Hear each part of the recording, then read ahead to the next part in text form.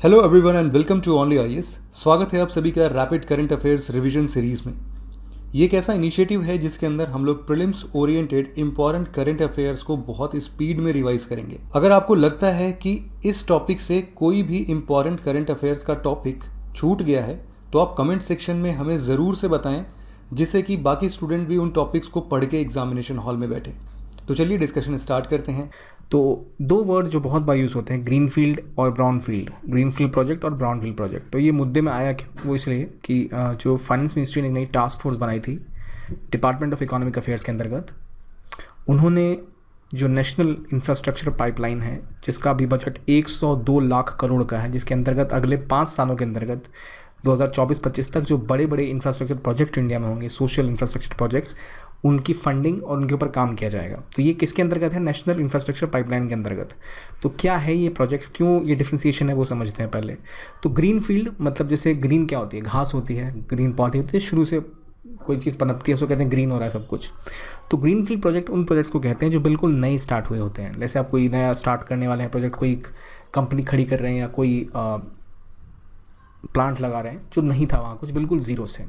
Brown field project वो project होते हैं जिनमें ऑलरेडी कोई कंपनी थी जिसको टेक ओवर करके आप उसको एक्सटेंड कर रहे हैं या और ज़्यादा उसको बढ़ा रहे हैं, वो होता है ब्राउन फील्ड प्रोजेक्ट। ग्रीन मतलब बिल्कुल शुरुआत से, ब्राउन मतलब जो पहले था उसका आप एक्सटेंशन कर रहे हैं। तो जो इंडिया की नेशनल इंफ्रास्ट्रक्चर पाइपलाइन है जिसका 102 लाख करोड़ का अभी प्रोजेक्ट है, इसके अंतर्गत एक इन्होंने टास्क फोर्स बनाई जो काम करेगी कि मार्केटिंग हो सके उन पाइपलाइन प्रोजेक्ट्स की। अब वो मार्केटिंग कैसे करेंगे? तो वो करेंगे कई ऐसे जो प्रोजेक्ट्स हैं, जैसे इंडिया इन्वेस्टमेंट ग्रिड है और national investment and infrastructure fund है, उनके थ्रू प्राइवेट इन्वेस्टमेंट का जुगाड़ किया जाए और मार्केटिंग की जाए ताकि प्राइवेट जो बॉडीज़ हैं वो भी आए और इन्वेस्ट करें, जो ग्लोबल फंड्स हैं वो इन्वेस्ट करें। और ख़ास बात यह कि यहाँ पर जो भी प्रोजेक्ट्स हैं वो असल में 100 करोड़ से ऊपर के हैं, ठीक है, ग्रीन फील्ड और ब्राउन फील्ड। और इतना बड़ा अमाउंट है तो इसलिए ऑब्वियसली बड़े लेवल पे काम हो रहा है। और green field brown field investment में आप दो तरह की फॉरेन डायरेक्ट इन्वेस्टमेंट कर सकते हैं। अगर ग्रीन फील्ड कंपनी है तो अपनी खुद का ब्रांड आप बना सकते हैं बिल्कुल जीरो लेवल से। अगर ब्राउन फील्ड है तो आप ऑलरेडी कोई एक चीज़ उसको लीज पे लेंगे या उसको कंट्रोल करेंगे, तब आप उस पर काम करेंगे। तो जब भी कोई ग्रीन फील्ड इन्वेस्टमेंट होती है तो पेरेंट कंपनी या तो इंडिया में एक सब्सिडरी खोलती है या तो बिल्कुल शुरू से शुरुआत करती है। अगर ब्राउन फील्ड है तो वो जैसे कुछ खरीद लेगी। अगर मान लीजिए अभी आप होंडा या यामाहा, जो इंडियन कंपनीज नहीं हैं, वो अपना नया कोई प्रोजेक्ट स्टार्ट करना चाहे, यामाहा सोलर पैनल्स, तो यामाहा बिल्कुल एक नया स्टार्टअप करेगी, नई सब्सिडरी खोलेगी। लेकिन यामाहा अगर चाहे कि वो स्कूटर भी बेचे, ऑलरेडी वो स्कूटर बेच रहे हैं, वो सोच रहे हैं बजाज की स्कूटर भी हम खरीद लेते हैं, तो वो उनको कंपनी खरीदे, that is a brown field investment. तो यहाँ आपने एंटिटी को परचेज किया, ग्रीन फील्ड में आपने बिल्कुल नया स्टार्ट किया। ये तो समझ आ गई आपको। तो जो मैंने बताया आपको कि ये इंडिया का पाइपलाइन प्रोजेक्ट है, इसके अंदर आपने देखा दो नाम, एक तो इंडिया इन्वेस्टमेंट ग्रिड। तो इंडिया इन्वेस्टमेंट ग्रिड असल में DPIIT जो मिनिस्ट्री ऑफ कॉमर्स की है, यानी department of promotion of industry and internal trade, और इन्वेस्ट इंडिया और national investment promotion facilitation agency, obviously सारे ये प्रोग्राम है जिसके तहत और ज़्यादा निवेश किस तरह बढ़ाया जा सके उसके ऊपर फोकस रहता है। तो इंडिया इन्वेस्टमेंट ग्रिड असल में जितना भी ऑल ओवर इंडिया में बड़े बड़े प्रोजेक्ट्स चल रहे हैं उसका एक सिंगल प्लेटफॉर्म पूरा डेटा देता है, पूरी इन्फॉर्मेशन प्रोवाइड करता है, जिसके थ्रू जो इन्वेस्टर्स हैं वो भी देख सकते हैं कि कौन सा प्रोजेक्ट चल रहा है, यहाँ से कैसे उनको फ़ायदा हो सकता है। और जो प्रोजेक्ट हो रहे हैं आप ये भी देख सकते हैं कितनी प्रोग्रेस हुई है, कब तक वो ख़त्म हो पाएगा, उसका जो प्रोजेक्टेड मार्केट है वो क्या है, क्या प्रोजेक्टेड ग्रोथ रेट है, ताकि जो बड़े इन्वेस्टर्स हैं और जो प्रोजेक्ट की एक तो पोटेंशियल है और जो उसकी रफ्तार है वो भी मैप की जा सकती है। तो एक ही जगह पे पूरा बिजनेस प्लेटफॉर्म बनाने की कोशिश है अंडर इंडियन इन्वेस्टमेंट ग्रिड। तो जैसे ग्रिड का मतलब ही होता है कि कंबाइंड, और अलग अलग तरह से भी कोशिश की जा रही है कि कैसे प्राइवेट इक्विटी को, प्राइवेट इन्वेस्टर्स को और ज़्यादा इन्वॉल्व किया जाए इस प्रोजेक्ट्स के अंतर्गत। ये हो गई बात green field brown field project की और इसके अंतर्गत जो चीज़ें चल रही हैं। अगला एक और ऐसा ही कॉन्सेप्ट है अर्नेस्ट मनी डिपॉजिट, EMD। तो EMD असल में कुछ नहीं है, EMD मतलब होता है टोकन मनी। जैसे मान लीजिए आप जा रहे हैं फ्लैट खरीदने, आप गए देखने भाई ये फ्लैट है 75 लाख का 2 BHK, आप 4 फ्लैट देख के आगे, हाँ भाई हमें ख़रीदना है, हम ये हमारे लिए बुक कर दो, हम इसको अगले महीने की इस तारीख तक बुकिंग अमाउंट दे देंगे। तो इतना बड़ा अमाउंट है कि वो पहले कहेगा कि भाई आप कुछ तो बताओ कि आप लेने वाले हो, सीरियस हो कि नहीं, क्या पता मैं पेपर वर्क करके आऊँ 25-50 हज़ार रुपये लगाऊँ और आप बाद में दर्शन ही ना दो। तो या कुछ टोकन मनी दे दो, तो आप 1 लाख रुपये दे देते हैं या फिर 50,000 दे देते हैं, which is called as token money. तो अर्नेस्ट मनी डिपॉजिट वही होता है जिसे हम कहते हैं बाइंड या टोकन मनी। तो जब एक बड़ा अमाउंट कुछ होने, आप कोई ट्रेड करने वाले होते हैं तो कि आप इंटरेस्ट दिखा रहे हैं, just to show that you are interested in that project. आप कुछ अमाउंट ऑफ मनी देते हैं जो बहुत ही उस प्रोजेक्ट के हिसाब से छोटा है, ताकि ये लगे कि हाँ ये इंटरेस्टेड है इसमें डील करने में। तो अर्नेस्ट मनी डिपॉजिट क्या होता है, समझ आ गया आपको। इसको आपको बैंक के डिपॉजिट से कंफ्यूज नहीं करना है। यहाँ बायर को इंटरेस्ट है तो वो दिखाने के लिए दे रहा है। जो आप टोकन मनी देते हो कहीं भी किसी भी जगह, कार खरीदने गए या अभी तो आप स्कूटर या बाइक बुक करो तो 5 रुपये में भी लोग बुक कर देते हैं। तो वो इसलिए होता है क्योंकि वो देखना चाह रहे हैं कि हाँ आप इंटरेस्टेड हैं खरीदने में या नहीं।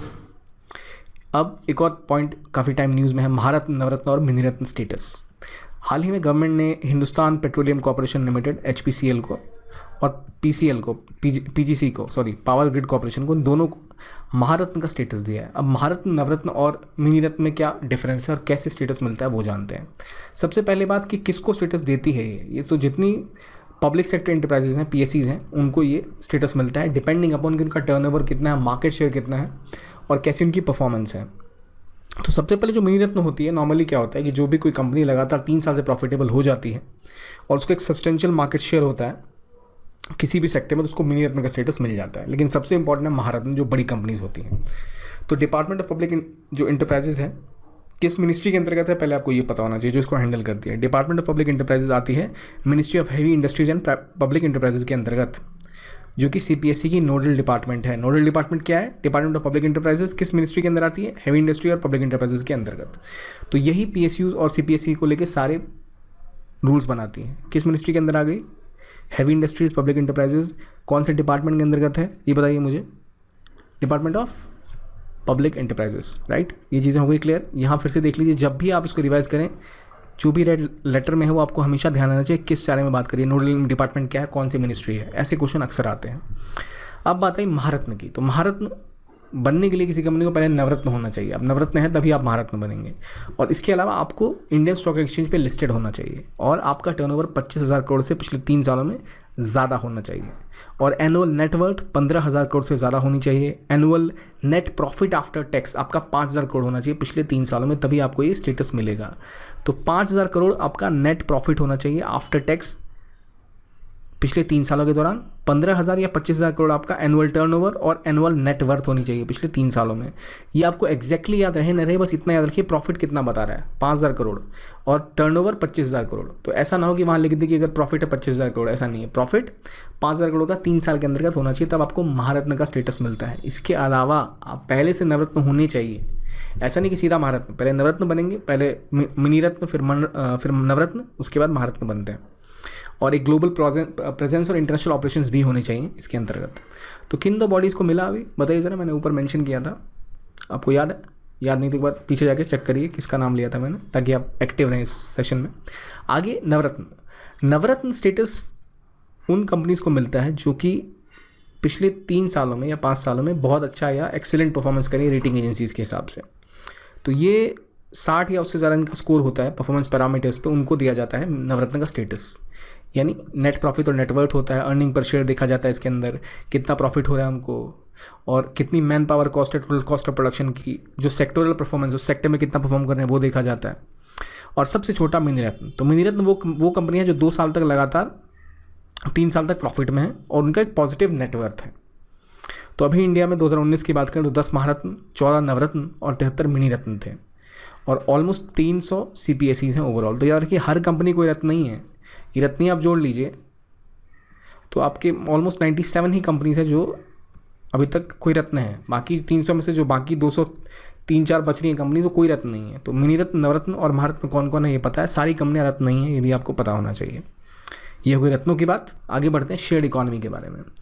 इंडिया में एस्टिमेट किया गया है कि जो शेयर्ड इकॉनमी है वो लगभग $2 बिलियन की इंडस्ट्री की है। अब आप कहेंगे शेयर्ड इकॉनमी मतलब क्या हो गया? शेयर्ड इकॉनमी में मतलब हम देख रहे हैं कि जैसे इकॉनमी का स्वरूप बदल रहा है, तो पहले लोग चीज़ें खरीदते थे, कंज्यूमरिस्ट इकॉनमी। अब हम देखते हैं कि कई चीज़ें शेयर करते हैं लोग। अगर आपको कहीं जाना है तो आप ओला या उबर यूज़ करेंगे, किसी और के साथ आप टैक्सी में जा सकते हैं। लोग रेंटल बाइक यूज़ करते हैं, वो भी किसी के साथ जाते हैं। इसके अलावा अब हमने देखा है धीरे धीरे ये हाउसिंग में घुसा, लोग शेयर्ड हाउसिंग भी ले रहे हैं। को लिविंग की बात करते हैं इसे हम, स्टैंजा या ओयो लाइफ, इस तरह के को लिविंग की बात है। अब को वर्क स्पेस की भी बात आ गई कि एक ही जगह ऑफिसेस होते हैं लोगों के, लोग ऑफिसेस शेयर करते हैं, विच इज़ लाइक वीवर्क या एक्सेस, ऐसी कंपनीज़ हैं। फर्नीचर भी रेंट करते हैं लोग, रेंट मोजो और फरलैंको वगैरह जैसी कंपनीज़ के द्वारा। तो ये एक तरीका है जिसके थ्रू ये दिखाया जाता है कि जो लोग या तो रेंट पे रह रहे हैं या शिफ्ट करते रहते हैं एक जगह से दूसरी जगह, तो उनको उतना फर्नीचर या उतना खरीदना ना पड़े, वो रेंट पे ही काम कर लेते हैं। तो ये एक अच्छा संकेत है जो दिखाता है इकॉनमी और ज़्यादा इवॉल्व कर रही है। तो इंडिया में जो अभी शेयर्ड इकॉनमी है वो लगभग $2 बिलियन की इंडस्ट्री हो चुकी है as per Maple Capital advisors. तो शेयर्ड इकॉनमी क्या होती है ये आपको पता होना चाहिए, इसके कुछ एग्जांपल्स पता होने चाहिए आपको, राइट। इसके बाद रिसेशन को लेके एक शब्द आया है टेक्निकल रिसेशन। हमने देखा कि इंडिया पिछले 2-3 जो क्वार्टर्स है उसमें इंडिया की इकॉनमी श्रिंक कर गई, कॉन्ट्रैक्ट कर गई, श्रिंक करने के बजाय एक्सपेंड नहीं हुई मतलब, और उसमें कॉन्ट्रैक्शन देखा गया। तो इससे एक टर्म का यूज़ किया गया था टेक्निकल रिसेशन, कि पहले हाफ 2020-21 में टेक्निकल रिसेशन आया था, रिसेशन नहीं आया था। तो क्या फ़र्क होता है, तो पहले समझते हैं कि फेजेस क्या होते हैं। एक होता है एक्सपेंशनरी फेज़, एक होता है रिसेशन फेज़, और एक होती है बिजनेस साइकिल। एक्सपेंशनरी फेज़ क्या होती है, जहाँ पर जो आपकी अर्थव्यवस्था है, जो आपकी इकॉनमी है, उसमें जीडीपी प्रत्येक क्वार्टर में पहले के मुकाबले बढ़ता जाता है। फिर एक रिसेशनरी फेज़ आता है जहाँ पर आपका बढ़ने के बजाय घट जाती है इकॉनमी, और तब आप कहते हैं कि इकॉनमी रिसेशन में आ रही है, कि पिछले तिमाही के मुकाबले आपकी जो इस बार की ग्रोथ है जीडीपी में सर्विसेज की वो कम हो गई है। तो जब रिसेशन के टाइम में होते हैं तो जीडीपी कॉन्ट्रैक्ट कर जाती है एक क्वार्टर से दूसरे क्वार्टर में। और बिजनेस साइकिल तब होता है जब एक्सपेंशनरी फेज़ और रिसेशनरी फेज़ एक साथ चलता रहता है, उसे कहते हैं बिजनेस साइकिल। क्योंकि हमेशा एक फेज़ आता है जब कुछ समय तक रिसेशन आता है, उसके बाद फिर इकॉनमी एक्सपेंड करती है, तो इसे बिजनेस साइकिल कहते हैं। लेकिन एक नया टर्म जो आया विच इज़ टेक्निकल रिसेशन, इसका मतलब होता है कि जो रिसेशन आया है वो इस वजह से नहीं आया कि बिजनेस साइकिल में कोई प्रॉब्लम है या प्रोडक्शन में कुछ प्रॉब्लम है, बल्कि कोई वन ऑफ ऐसा इवेंट हो गया है जो शॉर्ट टर्म के लिए कोई प्रॉब्लम क्रिएट कर रहा है, जैसे कोरोना आ गया, कोविड क्राइसिस। तो इंडिया की इकॉनमी में ऐसा कोई बड़ा स्ट्रक्चरल प्रॉब्लम नहीं था जिसकी वजह से रिसेशन आया है, बल्कि एक वन ऑफ इवेंट आ गया अचानक से जिसकी वजह से ऐसा हुआ है। और ये शॉर्टर ड्यूरेशन का रिसेशन है जो दोबारा, क्योंकि फंडामेंटल्स और इकॉनमी की परफॉर्मेंस अच्छी है, वो दोबारा फिर से ठीक हो जाएगा। तो इसे कहते हैं टेक्निकल रिसेशन। तो हाल में देखा कि हमने जो 2 रिसेशन देखे, जीडीपी लगातार 2 बार क्वार्टर में गिरे हैं, तो ये टेक्निकल रिसेशन के साथ एसोसिएट किया गया है इसको, क्योंकि वन ऑफ इवेंट की बात की गई है। तो टेक्निकल रिसेशन और रिसेशन में क्या फ़र्क है? टेक्निकल रिसेशन दिखाता है कि जीडीपी में एक छोटा सा ट्रेंड है जो कि रिसेशन आया है, लेकिन अगर आप ओवरऑल रिसेशन की बात करें तो मतलब आपकी इकॉनमी में प्रॉब्लम्स आ रही है, इकोनॉमिक एक्टिविटीज़ में प्रॉब्लम है, जो अलग अलग वेरिएबल्स हैं, एम्प्लॉयमेंट घट गया, हाउस होल्ड कॉर्पोरेट इनकम्स गिर गई हैं, बिजनेसेस सफ़र कर रहे हैं, इसलिए ऐसा हो रहा है। लेकिन टेक्निकल रिसेशन जिसने कोरोना में देखा, लॉकडाउन लगा 1 साल के लिए, इसलिए ऐसा हो रहा है, प्रोडक्शन नहीं हो पा रहा। लेकिन जैसे ही कोरोना हटेगा, लॉकडाउन हटा, तो आपका प्रोडक्शन, क्योंकि कंपनीज हैं ही, फैक्ट्रीज हैं ही, वो रीवर्क करना स्टार्ट कर देंगी। तो ये डिफरेंस है टेक्निकल रिसेशन और रिसेशन में। अब इसी में गीता गोपीनाथ जो IMF की इकोनॉमिस्ट हैं, उन्होंने कहा था कि जो इकॉनमी है, ग्लोबल इकॉनमी, वो लिक्विडिटी ट्रैप की तरफ बढ़ रही है। अभी लिक्विडिटी ट्रैप क्या होता है? तो देखिए, लिक्विडिटी ट्रैप एक ऐसी सिचुएशन होती है जहाँ पर इंटरेस्ट रेट बहुत हाई होते हैं और सेविंग रेट्स भी बहुत हाई होते हैं। ऐसा क्यों होता है? ऐसा इसलिए होता है कि लोगों को लगता है कि भाई इकॉनमी ग्रो नहीं कर रही है, तो हमें पैसे बचा के रखने चाहिए, शायद हमें आगे जॉब ना मिले, आगे काम ना मिले, तो हम सेविंग्स में करते हैं। तो अगर आपने सब लोग पैसे बचा के बचाने लग जाएं, सेविंग्स करने लग जाएं, जो भी उनके पास पैसे हैं, तो मार्केट में डिमांड जनरेट नहीं होगी। आप टीवी नहीं खरीदेंगे, फ्रिज नहीं खरीदेंगे, कुछ नहीं खरीदेंगे, आप सारे पैसे बचाने की कोशिश में रहेंगे। अब क्योंकि आप कुछ खरीद नहीं रहे हैं तो डिमांड जनरेट नहीं हो रही है, तो जो कंपनियाँ वो बेचती हैं उनके पास इन्वेंट्री पड़ी रहेगी स्टॉक की, वो बेचेंगे किसी को, खरीद ही नहीं रहा है, डिमांड नहीं है, तो मार्केट की ग्रोथ कम हो जाएगी। और जो वो आप उम्मीद लगा रहे हैं सेविंग करते टाइम कि भाई डिमांड नहीं, इकोनॉमी कम परफॉर्म करेगी, तो इकोनॉमी कम ही परफॉर्म करेगी, क्योंकि डिमांड नहीं इकोनॉमी में। तो एक तो सेविंग हो रही है, और आप सेविंग का एक और कारण, लोग सोचते हैं कि जब इंटरेस्ट रेट बढ़ेगा तब हम पैसे लगाएंगे, लेकिन अगर आप इंटरेस्ट रेट बढ़ाओगे तभी ना जब डिमांड होगी इकोनॉमी में, डिमांड तो है ही नहीं। तो इस चक्कर में अगर आप एडिशनल पैसे भी डालते हैं इकोनॉमी में, तो लोग सोचते हैं कि भाई और अभी समस्या आ सकती है, तो वो पैसे भी वो सेव कर लेते हैं। वो लिक्विड मनी नहीं लगाते, लोग डिमांड जनरेट नहीं करते डर के मारे कि उनकी इकोनॉमी में भरोसा नहीं होता। तो ये अभी समस्या है जिसे कहते हैं लिक्विडिटी ट्रैप, जहाँ पर इंटरेस्ट रेट कम है, सेविंग रेट हाई है, और मॉनेटरी पॉलिसी आप क्या करेंगे, और पैसे लाएंगे लोग और सेविंग स्टार्ट कर देंगे, तो इसी चक्कर में इन्वेस्टमेंट नहीं होगी और ये लिक्विडिटी ट्रैप हो जाएगा। लिक्विडिटी है ही नहीं मार्केट में, तो डिमांड जनरेट नहीं होगी, इसलिए इकोनॉमी ग्रो नहीं करेगी। ये बात करी है गीता गोपीनाथ ने। इसी के बाद एक और काफ़ी टर्म यूज़ में आया कि इकोनॉमिक रिकवरी को लेके, जो कोरोना के बाद आई थी, तो उसमें कई इकोनॉमिक रिकवरी के ट्रेंड देखे हमने। K-शेप्ड रिकवरी, U-शेप्ड रिकवरी, V-शेप्ड रिकवरी, Z-शेप्ड रिकवरी। क्या है ये रिकवरी की, देखते हैं ज़रा। एक तो होती है Z-शेप्ड रिकवरी, इसको कहते हैं कि सबसे ऑप्टिमिस्टिक सिनेरियो की, मतलब तुरंत इकोनॉमी राइज कर जाएगी, क्रैश हुई है, तुरंत आगे बढ़ के सीधा फिर यहाँ से ऐसे ऊपर, ठीक है। Z-शेप इकोनॉमी कहते हैं कि थोड़ा क्रैश आया पर कोई बात नहीं, फिर हम सीधा ऊपर उठेंगे। फिर एक V-शेप्ड इकोनॉमी है कि इकोनॉमी गिरी फिर उठेगी और जहाँ से आ रही थी वहाँ चलती चली जाएगी। फिर एक यू शेप्ड इकॉनमी है जहाँ इकॉनमी गिरी, कुछ हद तक सफ़र करेगी, फिर धीरे धीरे उठेगी और फिर अपने जो नॉर्मल क्रम था उसमें चली जाएगी। ठीक, उसके बाद एक डब्ल्यू शेप्ड इकॉनमी है कि जहाँ पहले जो ग्रोथ होगी वो गिरेगी बुरी तरह से, फिर वो बढ़ेगी, लेकिन क्योंकि काफ़ी समस्या नहीं है तो फिर गिर जाएगी उभरने के बाद, उसके बाद फिर वो चढ़ेगी। तो ये है डब्ल्यू शेप्ड रिकवरी। एक एल शेप्ड रिकवरी है जहाँ पर ग्रोथ गिर जाती है और यहीं पर रह जाती है, मतलब ग्रोथ गिरी और फिर चढ़ी ही नहीं, ग्रोथ वहीं रह गई। जैसे हमने भी में देखा ना, ऊपर उठ जाती है, ये ऊपर ही नहीं उठी, इसे कहते हैं मोस्ट वर्स्ट केस सिनेरियो। फिर एक जे शेप्ड इकॉनमी है, जे शेप्ड रिकवरी है जहाँ पर ग्रोथ लो से बढ़ती है और पहले से भी ज़्यादा लेवल पे बढ़ती चली जाती है, जो कि लग नहीं रहा कि होने वाला है। जे शेप्ड मुश्किल ही है, जे शेप्ड वगैरह नहीं होता, और ये एल शेप्ड भी नहीं होने वाला। उम्मीद है कि यू शेप्ड होगा या फिर डब्ल्यू शेप्ड रिकवरी होगी इकॉनमी में, जैसा देखा जा रहा है। तो ये हो गई इकॉनमी के पैटर्न, कैसे इकॉनमी रिकवर कर रही है, इसके अलग अलग पैटर्न्स। क्यों बताए गए भाई? क्योंकि अचानक से देखा है दुनिया भर की इकॉनमी डिक्लाइन कर गई। किसकी वजह से? तो कोरोना वायरस की वजह से। ये कुछ टर्म थे। फिर एक पॉइंट आता है secured overnight finance rate, SOFR। Secured overnight financing rate नया interbank overnight interest rate है। इसके लिए पहले लिबर का इस्तेमाल करते थे, जो कि लंदन इंटरबैंक ऑफर्ड रेट थी। ये वो इंटरेस्ट रेट है जिस पर कि बैंक आपस में पैसे उधार लेते हैं एक दूसरे से, ताकि जो अपना मैनेज कर सके अकाउंट हो। तो नॉर्मली जो US डॉलर में लंदन की जो इंटरबैंक ऑफर रेट है उसको फॉलो किया जाता था, लेकिन 2021 के बाद से इसको फेज आउट किया जा रहा है। क्यों? क्योंकि देखा गया कि कई सारे बैंक आपस में मैनिपुलेट कर रहे थे इसको, कई कंट्रीज़। तो सोचा अब इसको हटा के जो दूसरा सेटअप आएगा वो है सिक्योर्ड ओवरनाइट फाइनेंसिंग रेट। नाम से ही पता है सिक्योर्ड ओवरनाइट फाइनेंसिंग रेट, क्योंकि बैंक्स आपस में ओवरनाइट तक रखते हैं और अपने बैलेंसिंग को मैच कराने के लिए कि भाई कुछ थोड़ा सा कमी हो रही है, हमने उनसे ले लिया, फिर हम बाद में उनको पे कर देंगे। तो ये सेटअप था किसके लिए? बैंक का। जो पहले लिबर यूज़ होता था अब वहाँ पे ये यूज़ किया जाएगा। क्यों ऐसा हो रहा है? क्योंकि ग्लोबल रेगुलेटर्स को ऐसा लगा कि लिबर जो लंदन की रेट थी ये उतना प्रोफाउंड रूप से काम नहीं कर पा रही है, मार्केट में मैनिपुलेट किया जा रहा है इसको, और जो बेंचमार्क है वो भी स्ट्रांग नहीं है। तो इसके बदले में नया लाने की स्टार्ट की गई है, विच इज़ SOFR यानी secured overnight financing rate, right. अगला पॉइंट है गिनी कोफिशिएंट। गिनी कोफिशिएंट असल में एक मेजर है जिससे हम इनइक्वालिटी को मेजर करते हैं। यहाँ पर अगर कोई इकॉनमी 0 है तो इसका मतलब परफेक्ट वहाँ पर इक्वालिटी है, कोई इनइक्वालिटी नहीं है सोसाइटी में। लेकिन अगर 1 पर है तो मतलब परफेक्ट इनइक्वालिटी, और भारत दुर्भाग्यवश 0.71 पर है, यानी 1 के करीब है और 0 से दूर है, यानी भारत में बहुत ज़्यादा इनइक्वालिटी है।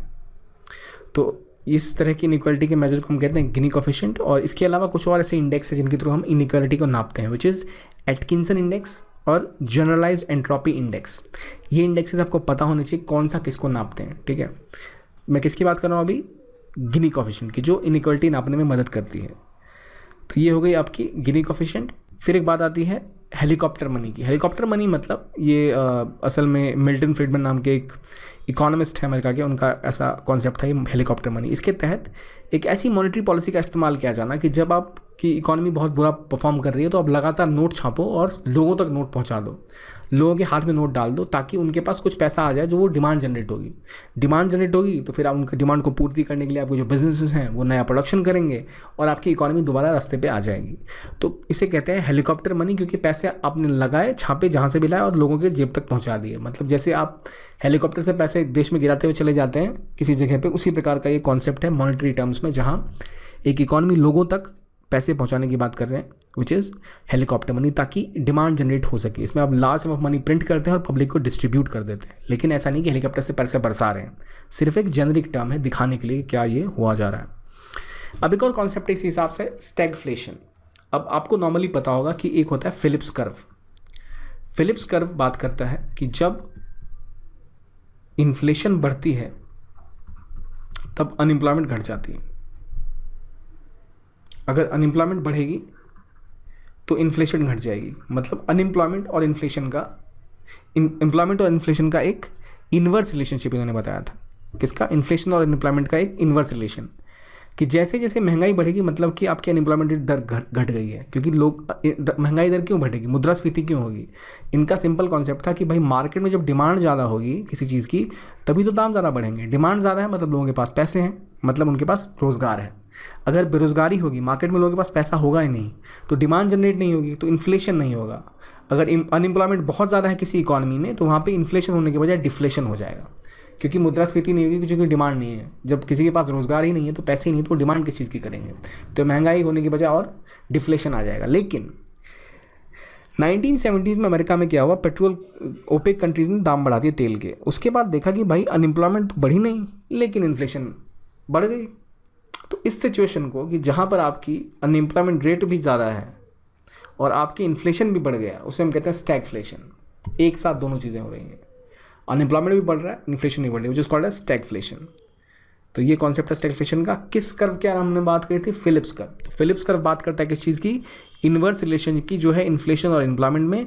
लेकिन देखा गया है कि एक सिचुएशन ऐसी भी आती है जहां अनएम्प्लॉयमेंट भी बढ़ जाती है और इन्फ्लेशन भी बढ़ जाता है। उस सिनेरियो को हम कहते हैं स्टैगफ्लेशन, जिसमें भारत में भी कुछ समय पहले बात हो जा रही थी कि भारत में स्टैगफ्लेशन तो नहीं है।